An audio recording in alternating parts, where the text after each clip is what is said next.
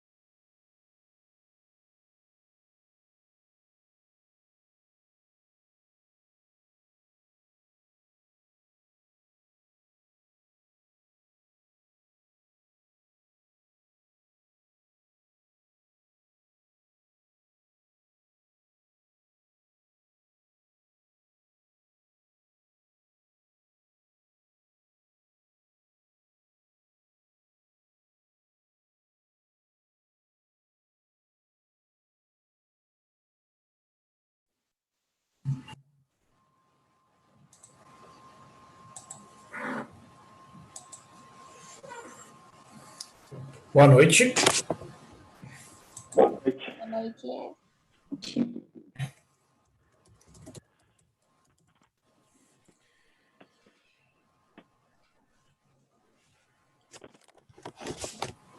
E aí, pessoal? Essa é a nossa primeira aula aqui de cálculo numérico, a turma 480 desse semestre 2020/2, né? E nós, então, iniciaremos o semestre nessa modalidade de aulas online até que... Estamos gravando aqui. Eu vou compartilhar a tela e vou...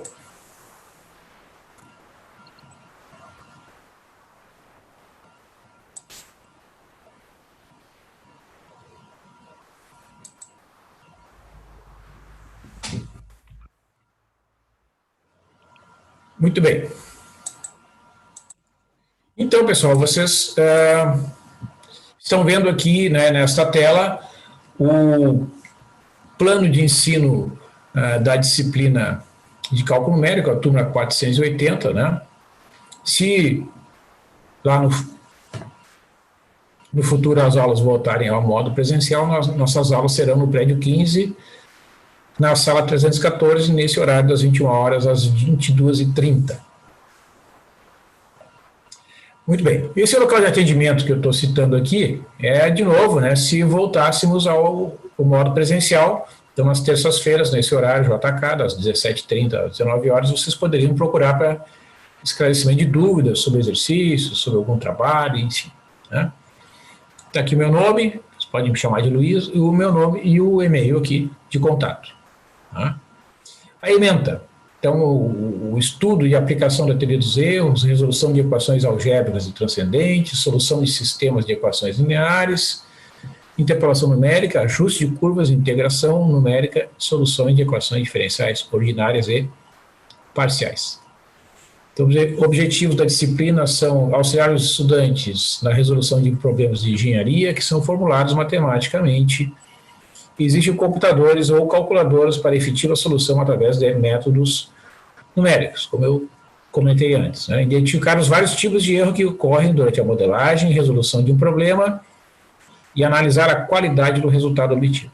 Então, a gente vai ver alguns exemplos que ilustram, né, que em determinados cálculos que são feitos, de problemas mais simples até problemas mais complexos, né, ocorrem erros que são decorrentes da própria modelagem do problema ou da resolução ou do método utilizado na solução daquele problema. Então, os conteúdos, né, são esses que estão listados aqui: teoria dos erros, resolução de equações, até a resolução de equações diferenciais parciais. Então, os procedimentos metodológicos que serão utilizados esse semestre são semelhantes, né, àqueles que foram usados no semestre passado. Eu vou usar o Zoom para a gravação de aulas, né? Vou utilizar o Moodle para me comunicar com vocês, disponibilizar listas de exercícios, textos, referências bibliográficas, né, e outros materiais de apoio que eu considerar conveniente para o conhecimento de vocês aqui no cálculo numérico, né. Tem um livro-texto que vocês podem utilizar, que é o livro da Daniela Barudi. Eu tenho que escrever o nome do livro aqui, que eu acabei me dando conta aqui, pessoal. O nome do livro é Cálculo Numérico, quer ver? Ó. Eu vou mostrar para vocês aqui como é que vocês acessam. Entra aqui no site da biblioteca, ó, tá lá, ó, biblioteca.pucrs.br, né? Aí aparece essa opção aqui, aí vocês vão colocar Daniela Barudi, cálculo numérico, né? Aí clica lá em buscar, vai aparecer o livro, né? Já estou com o livro aberto aqui para ganhar tempo, ó. Então, aparece o livro. Eu sou usuário de vários livros que tem versão online aqui na biblioteca. Este livro aqui, ele tem uma apresentação que de fato não é das melhores, viu? Eu já trabalhei com livros que tem uma fonte, né, um pouco mais clara, assim. Eu não sei o que eles fizeram aqui, eu não sei, talvez eu consiga até melhorar aqui a apresentação, mas ele não está com um contraste muito apropriado, né? Então aqui nesse livro vocês vão encontrar exemplos ilustrativos daquelas situações que nós vamos estudar aqui ao longo do semestre, né? Então é importante que vocês tenham pelo menos essa fonte de acesso online, né, em função das circunstâncias. Se vocês tiverem condições de ir na biblioteca, né, e retirar algum livro físico, bom, aí tanto melhor, né? Mas esse é um recurso interessante aqui que vocês podem usar, o livro da Daniela de Cálculo Numérico, né, que é um livro escrito em português e que vocês terão acesso online através do site da Biblioteca Central da PUC. Então, eu fiz aqui a observação, né, que poderemos ter alterações na metodologia se for autorizada a volta das aulas presenciais. Os recursos, então, mais uma vez citados ali, o uso do Zoom, do ambiente Moodle, e-mail, YouTube, eventualmente poderão ser divulgados os links lá dos vídeos e os vídeos publicados no YouTube, né? Eu estou, por enquanto, utilizando os links dos vídeos e os vídeos estão sendo salvos na nuvem do próprio Zoom, né? Mas os links funcionam bem, não tem senha, então é bem prático. Então as atividades de avaliação serão online, enquanto persistirem as restrições, né? E as atividades serão feitas da seguinte forma: trabalhos sobre os conteúdos previamente desenvolvidos serão realizadas 5 atividades em grupo, das quais serão consideradas as 4 maiores notas para compor a média de trabalhos, MT, e 2 avaliações individuais, A1 e A2. Para a composição do grau G1 será a seguinte fórmula: 0,4 MT mais 0,3 A1 mais 0,3 vezes o A2, tá? E são aqui os requisitos para realizar o G2. 75% de presença e o G1 maior ou igual a 4. Né? Faltou escrever aqui, mas todos sabem, né, que se o G1 for maior ou igual a 7, vocês estão aprovados, né?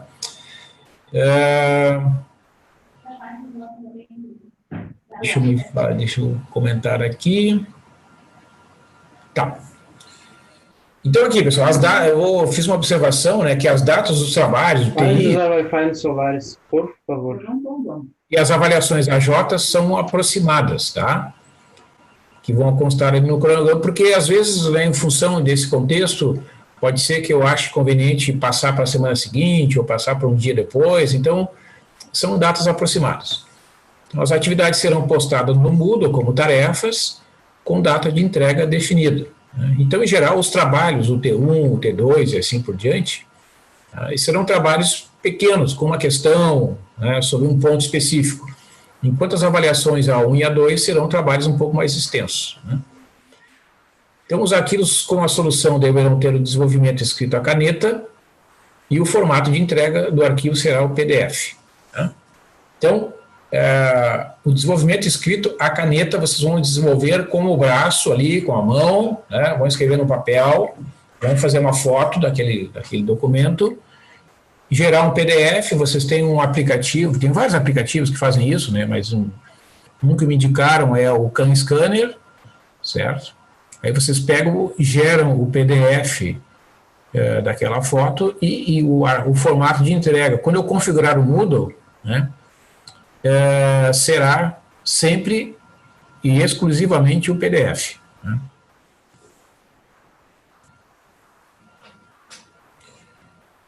Bom, então tem algumas informações aqui. Então aqui a biografia básica, tem que fazer a inclusão do nome do livro, né, conforme disse para vocês. Tem vários livros aqui que são escritos em português, que fazem parte da bibliografia básica, que pode auxiliar vocês, né? De repente vocês têm lá uma semana de dificuldade na internet, isso aqui, não consegue ver, né, as aulas, assiste o vídeo, não entendeu alguma coisa, pode pegar um livro, né, para auxiliar vocês como exemplos que ilustram aquela técnica, né? Então, esses são exemplos de livros aí que podem auxiliar vocês.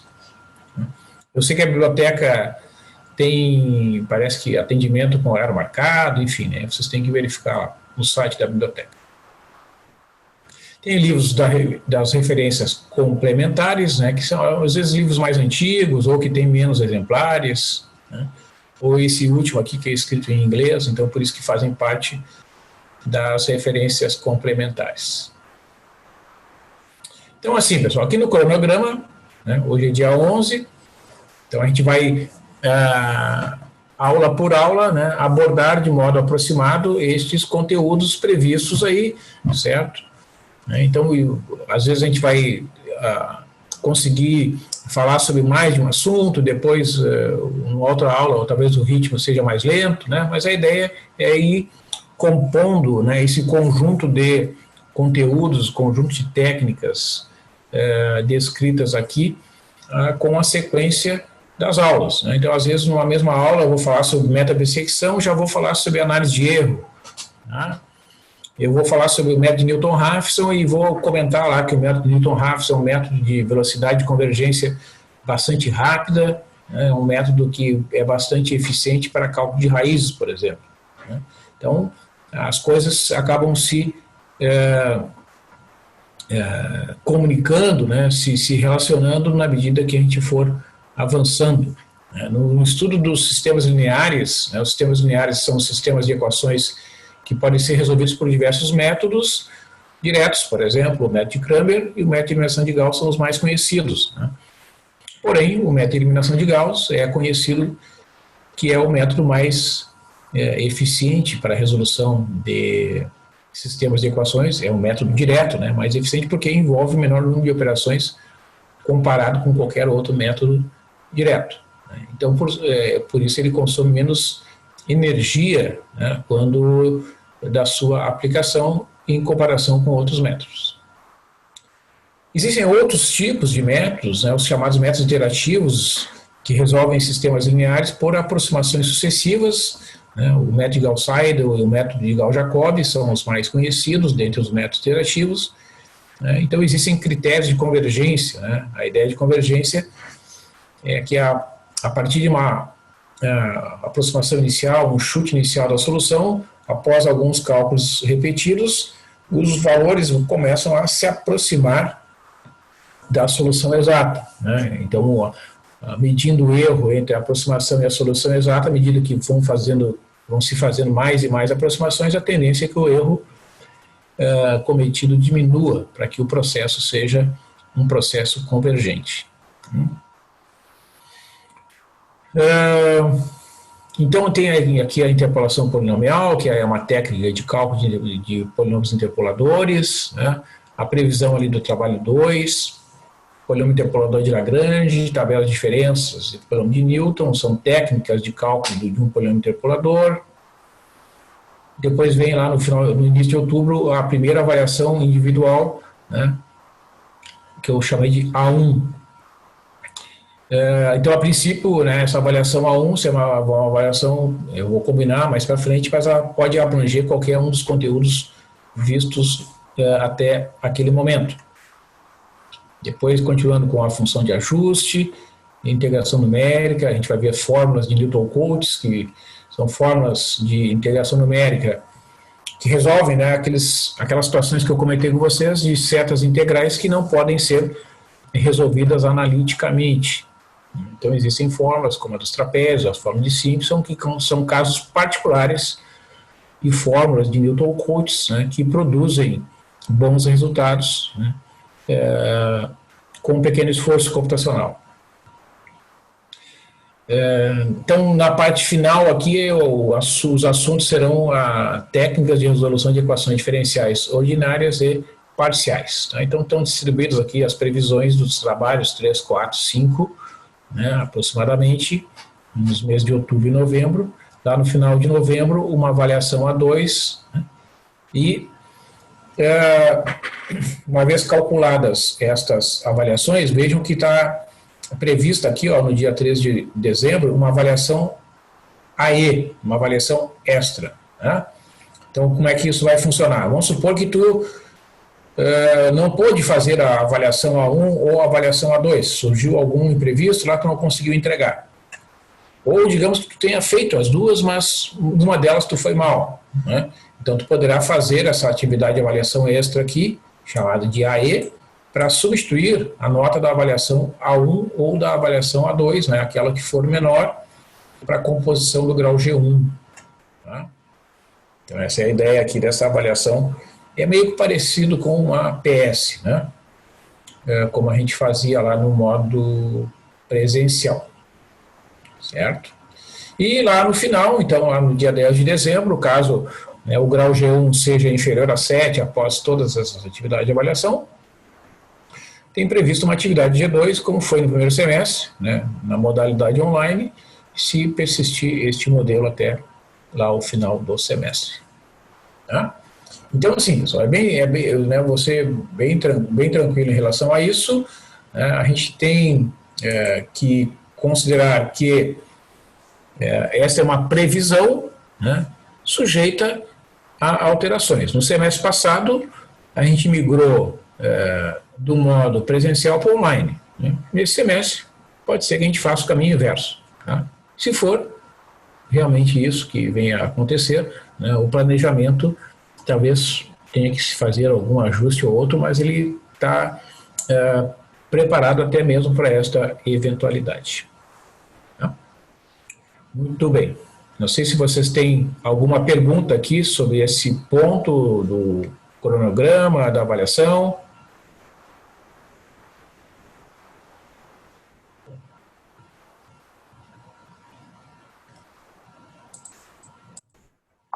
Tudo certo por enquanto, professor. Tudo certo também. Tá. Mas é tranquilo, né, pessoal? Se surgir alguma dúvida na próxima semana, vocês podem perguntar, né? O fato de vocês terem agora esse primeiro contato aqui, né, pode ser que surja alguma dúvida depois. Então, não tem problema. Né? A gente vai continuar se comunicando. E esse arquivo aqui, ele está disponível ali no Moodle, né? Então, a qualquer momento, vocês podem consultar e, surgindo alguma dúvida, pedir algum esclarecimento. Bom, então, vou falar um pouquinho sobre o próprio Moodle aqui, ó. Né? Então, ó, vejam que aqui, esse rótulo, né, tem um aviso do link do Zoom que será usado nas aulas síncronas. Então, eu vou utilizar sempre esse link. Né? Então, o que eu peço a vocês, para que vocês não dependam do Moodle, salvem na sua agenda, no celular, né, ou em algum outro lugar, porque às vezes acontece, né, de repente tu tem que entrar ali no Moodle e o Moodle pode estar com uma instabilidade, ele pode ter algum problema de acesso, aí tu não consegue descobrir qual é o link, tem que ficar perguntando para as pessoas e tal, né? Então, para evitar essa ansiedade, né, minha sugestão é que vocês salvem esta informação aqui do link em algum lugar que não dependa de acesso ao Moodle. Tá? Mas, enfim, se não quiserem fazer isso, vai estar ali. Tá? O que mais que tem aqui? Tem, então, nessa parte superior aqui, ó, listas de exercícios. Né? E aqui depois, né, por exemplo, esse tópico 1 aqui, ó, eu vou colocar aqui o título, ó, até para ajudar aqui a minha explicação, videoaulas. Né? Então aqui, tá, vai vir depois os links dos vídeos, certo? Então geralmente eu vou colocar o vídeo sobre o assunto ou com uma certa data, né, como uma forma de vocês organizarem o acesso aos vídeos, né, assistirem os vídeos. E depois outros materiais estarão disponíveis, eu aviso vocês. Então aqui já tem várias listas de exercícios, né, que vocês podem ir acessando paulatinamente à medida, né, que os conteúdos forem sendo desenvolvidos. Tá? Então já estão ali, né, à disposição de vocês. Muito bem.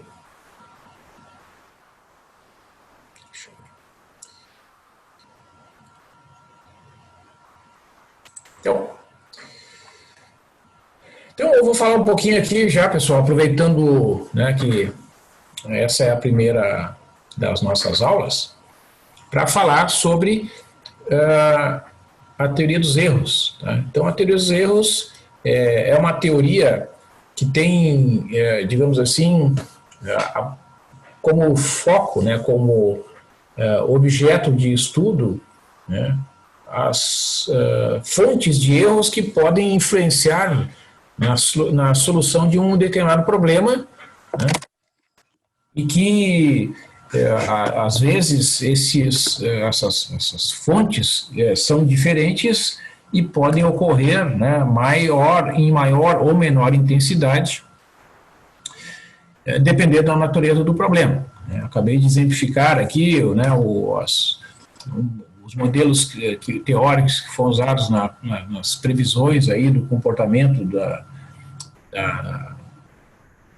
Covid-19. Né? Às vezes a gente ouve falar assim, a taxa de crescimento da economia será 3%, 4%, menos 5%. No caso do Brasil, por exemplo, já foram feitas previsões de que a economia brasileira vai ter uma contração, né, vai ter um decréscimo de 9%.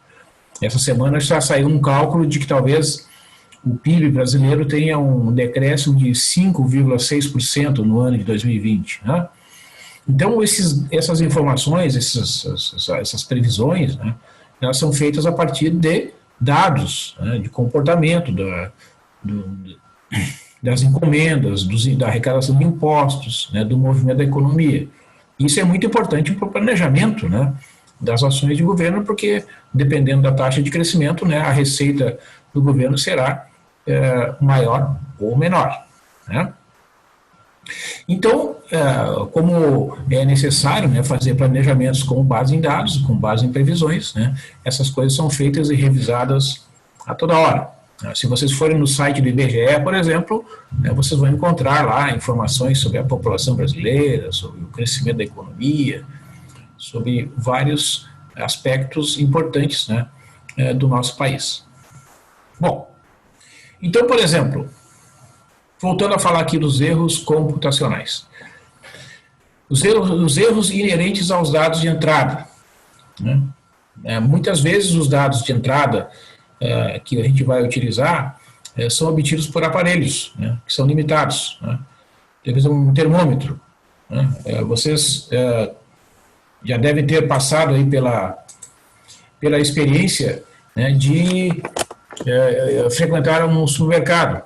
Né? Eu fui há poucos dias num supermercado aqui em Porto Alegre, né? E ao entrar no supermercado tinha uma pessoa lá com uma pistola, assim, colocou aqui na minha testa e disse que eu estava com temperatura de 37,5. Aí eu disse, olha, eu acho que está errado isso, eu não estou com febre, estou me sentindo muito bem. Não, mas esse aparelho foi aferido. Eu disse, bom, tudo bem, então tá bom. Aí eu peguei e ela disse, não, você pode entrar. Entrei. Né? E fiquei pensando naquilo, né? E depois conversei com vários amigos meus e várias pessoas que conhecem bem até o funcionamento de alguns desses equipamentos de medição de temperatura e dizem que eles são muito sensíveis, assim, são aparelhos que não fazem uma leitura tão confiável, tá? E, né, esse é uma situação que pode levar até mesmo a pessoa a concluir alguma coisa errada.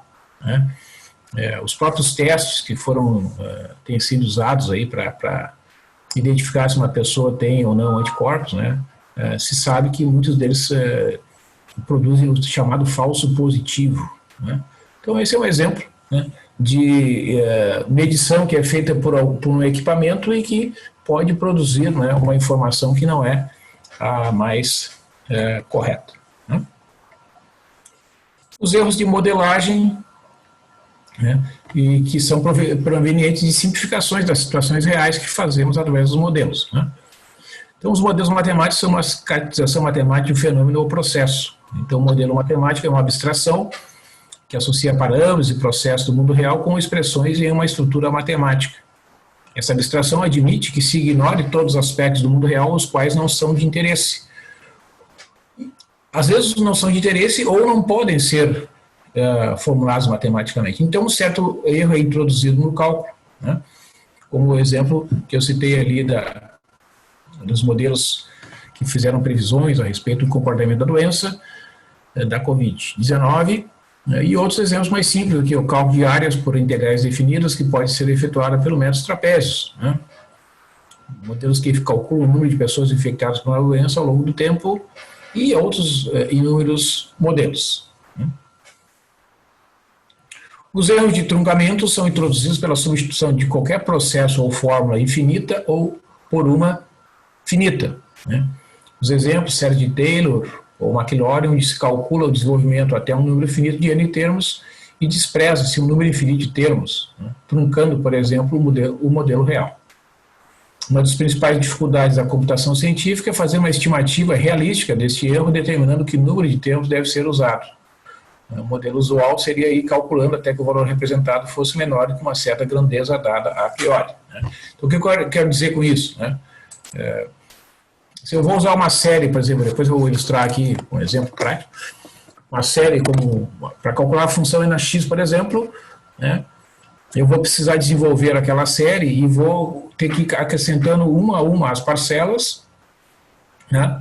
Então, se eu fixar a priori, eu aceito um erro x, né, então eu vou ter que ir calculando, somando as parcelas até que aquele erro seja satisfeito, digamos assim, né? Que é como as calculadoras fazem esse tipo de cálculo, né? Os erros de arredondamento, que são resultantes então, da associação de um número real x a um número de máquina, né, do sistema numérico de uma máquina digital.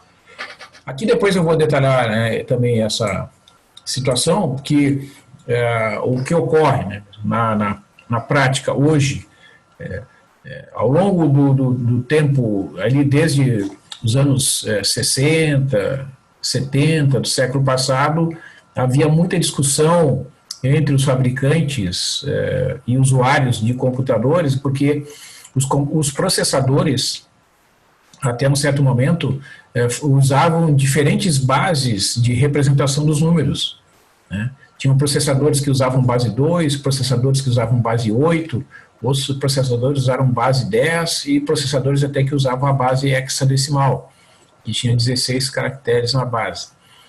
Então, o que acontecia?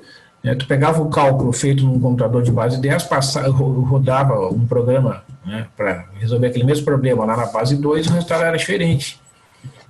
Então, o pessoal começou, mas o que aconteceu? Né, por que dava diferença? Então, começaram a investigar e conseguiram desenvolver certos protocolos que hoje os fabricantes do mundo inteiro obedecem, né? Então, todos os processadores que saem hoje das linhas de produção utilizam a base 2 como um modelo de representação teórica dos cálculos numéricos, né? Não existe mais processador que não seja feito sem usar a base 2 como referência teórica, tá? Então, isso foi muito bom, foi muito importante, né? Porque foi uma etapa, né, da evolução dos computadores que minimizou esse problema. Porque vocês vão ver que quando a gente trabalha um número na base 10, converte para a base 2 e representa esses números então, na base 2, podem surgir necessariamente arredondamentos, mesmo que a gente não queira.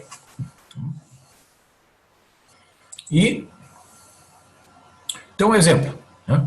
Então, eu vou mostrar aqui um exemplo para vocês. Finalizar aqui. Então, esse é um exemplo, né, que eu falei para vocês que para a gente conseguir realizar, para conseguir implementar a gente tem que ter uma calculadora. Mas tudo bem, se vocês não tiverem, vocês, né, depois podem fazer em outro momento. Então, vamos supor que eu queira calcular a função e na x.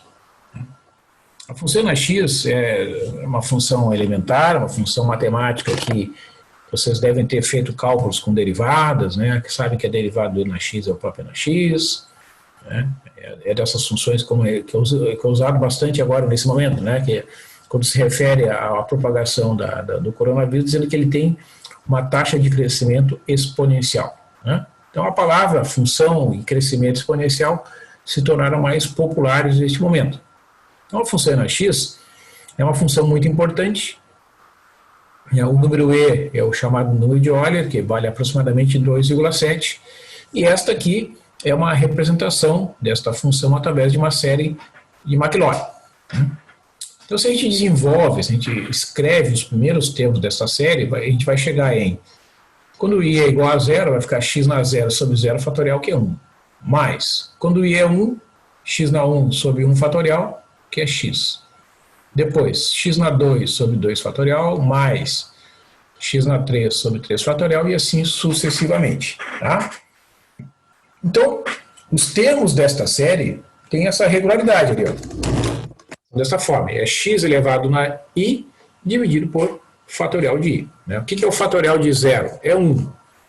Fatorial de 1 é 1. Fatorial de 2, 2, porque é 2 vezes 1. Fatorial de 3, 3 vezes 2 vezes 1, 6. Depois vem o fatorial de 4, 4 vezes 3 vezes 2 vezes 1, que é 24, e assim sucessivamente. Né? Muito bem. Então, se eu quiser calcular, digamos, o valor de e ao quadrado, né? Então, como é que eu faço aqui? Ó? Vou ver se eu consigo ampliar um pouquinho essa fonte aqui. Vamos ver.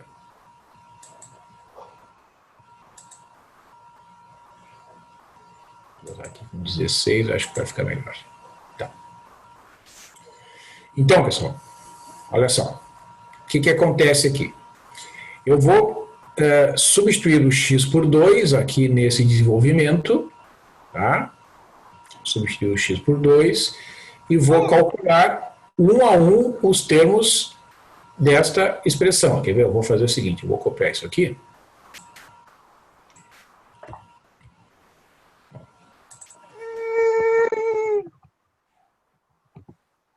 Então, e na 2. Vai ficar o 2 no lugar do x aqui.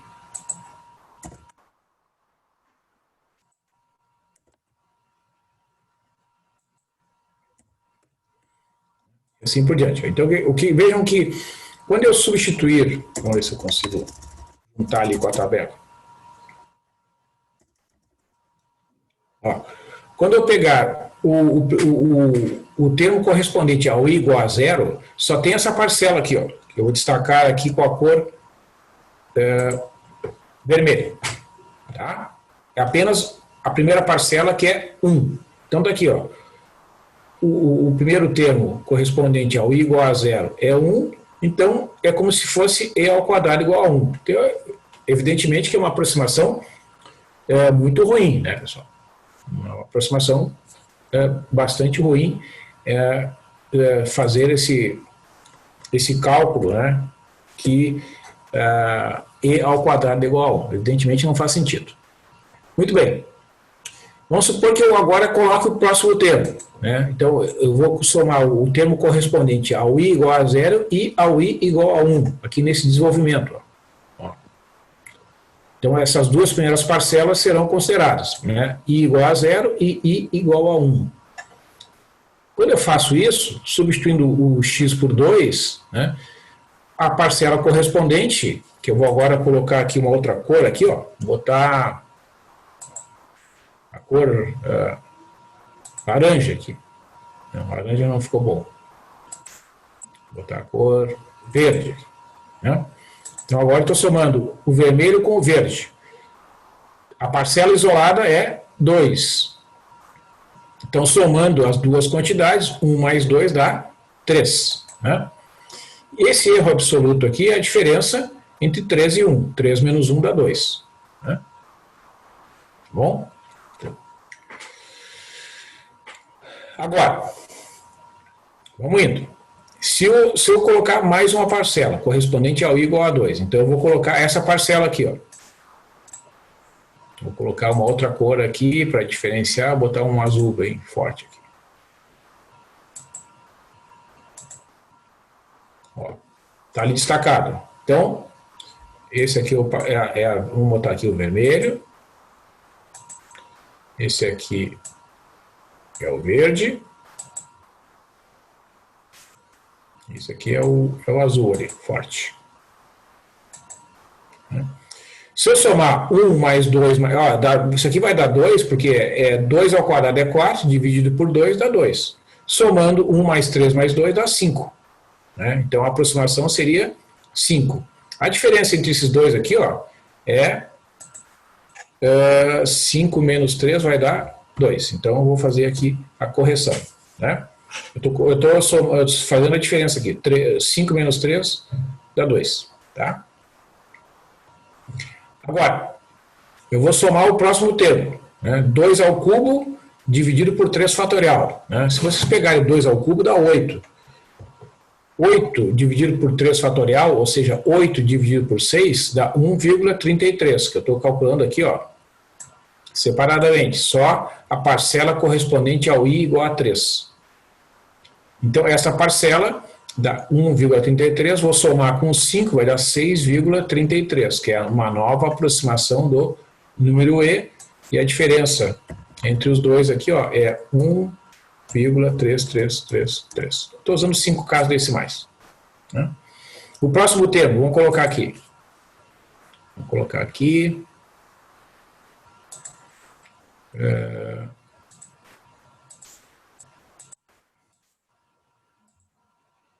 2 elevado a 4 dividido por 4 fatorial.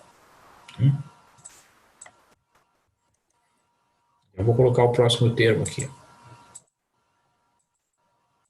2 elevado a quinta dividido por 5 fatorial e assim sucessivamente. Né? Então, veja, 2 elevado a 4 é 16. O 4 fatorial é 24. 16 dividido por 24 dá 0,66. Então, essa parcela somada com o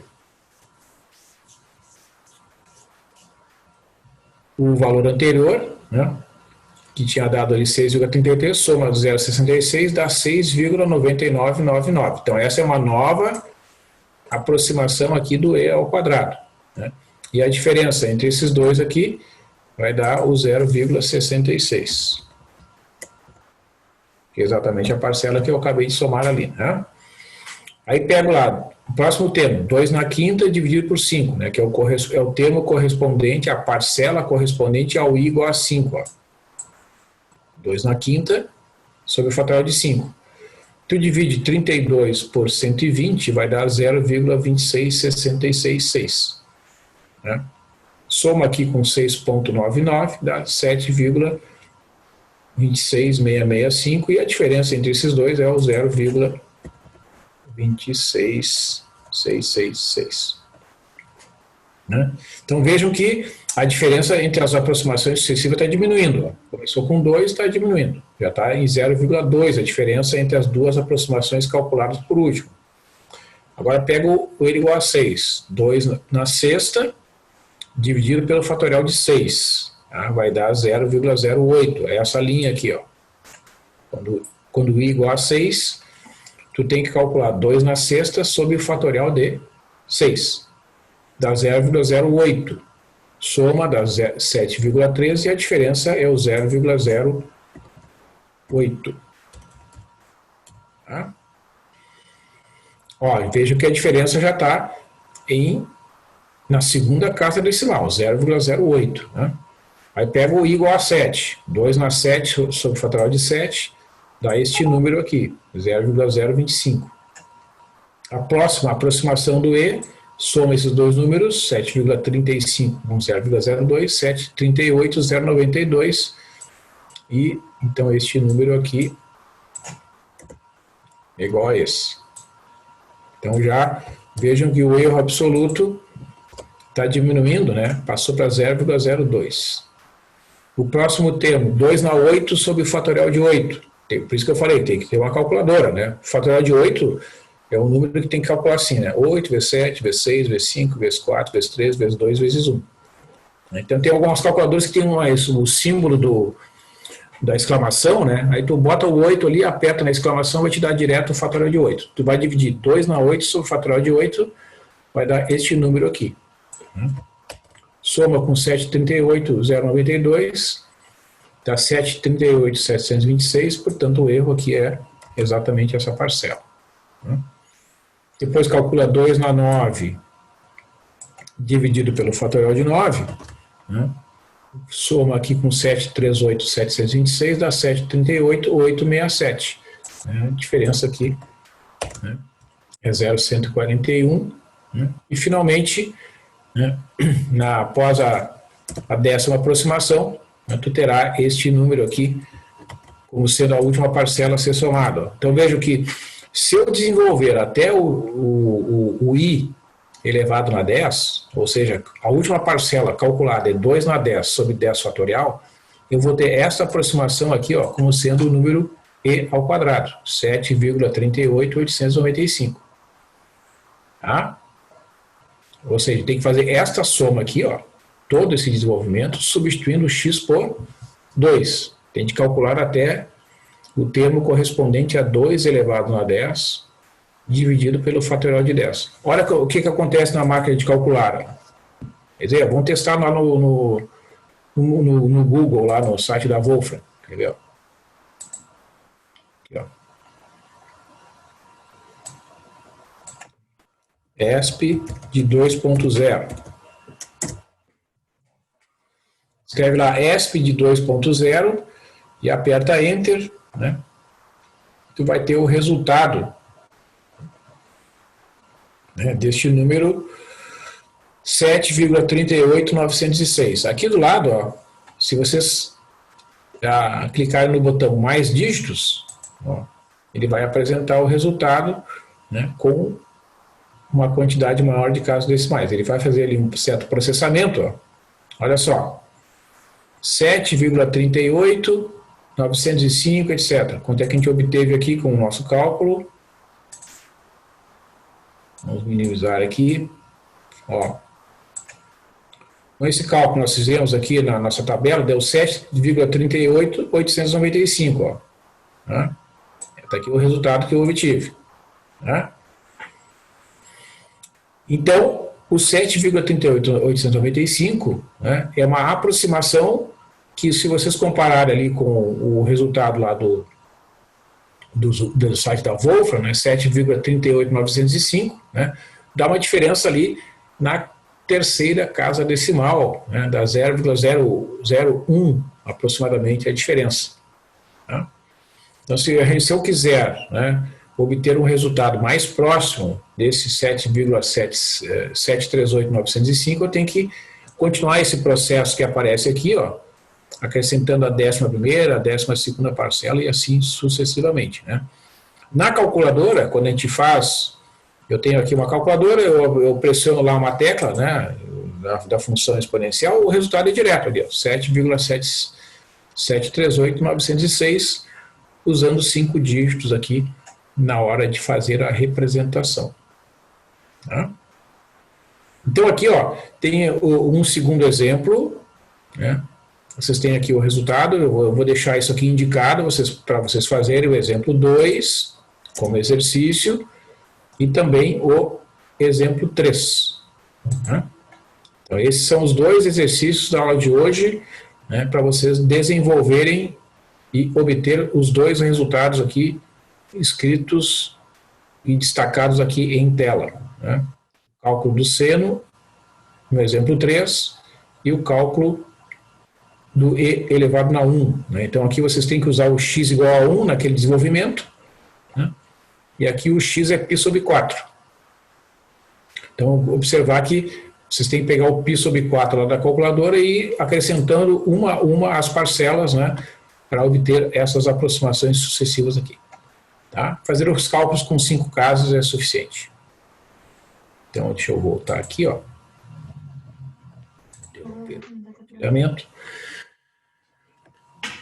Certo, pessoal? Então, este é um primeiro exemplo, né, de situações práticas de cálculo da função exponencial, que é uma função extremamente importante, né, nas matemáticas, nas engenharias, nas físicas da vida, certo? E presente, né, no dia a dia das pessoas, é uma função com muitas aplicações na economia, na biologia, como a gente está vendo aí nesse momento, e na verdade, né, sempre foi assim, certo? A função exponencial é uma função muito importante, né, dentro das nossas áreas de conhecimento aqui, que, digamos assim, são próximas, né, da engenharia, diferentes engenharias, da ciência da computação, e por isso é importante entender, né, como é calculada esta função em exemplos simples como esse. Tá? Então eu peço que vocês tentem fazer os exemplos 2 e 3 ali daquele texto. Eu vou, então, encerrar aqui, tá? Disponibilizar o vídeo e depois publicar o link lá no Moodle.